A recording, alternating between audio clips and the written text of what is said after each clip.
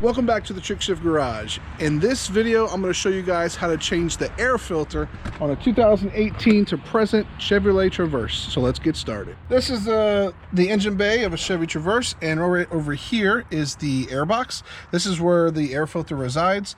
And basically, to get it open, all we need to do is just loosen up all these screws that go around the airbox, and then the top will come off. And we'll take the old air filter out, we'll put the new air filter in. Okay, so when you're taking off the screws for the airbox, there's 1, 2, 3, 4, and 5. There's one more back there.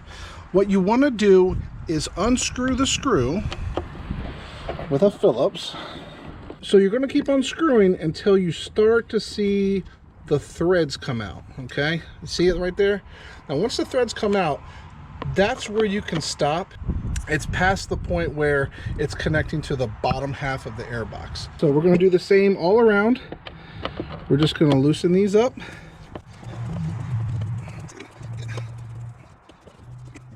Okay, so here come the threads. So at that point, you should be good to go. So we're going to go ahead and loosen all 5 screws all the way around, and then we'll be able to take the lid off and get the old air filter out.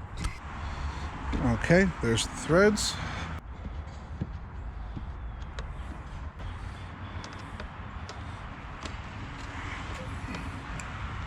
All right, so go ahead and we'll just lift up the air lid like that, and then we can grab the filter and just pull it right on out. It's always a good idea to change your air filter out of 10,000 miles. Usually by that time the paper filter element starts getting old and it starts collecting too much dust and debris like this one, as you can see. So every 10,000 miles, change it out. ACDelco air filter off of Amazon, and you can go ahead and get your own by clicking the link in the description. Looks similar, looks good, no damage or anything, nothing crazy. Literally all we gotta do is just line it up like this, open up the lid, and slide the new one right in place. It's a drop-in style, so all you have to do is just set it in there inside the intake box, and then you'll put your lid over it. Make sure the back here is down, all like that.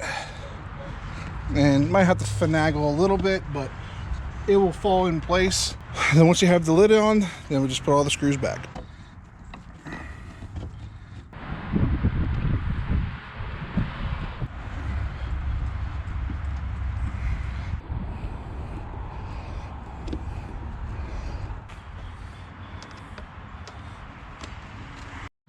All right, so they're all screwed back in.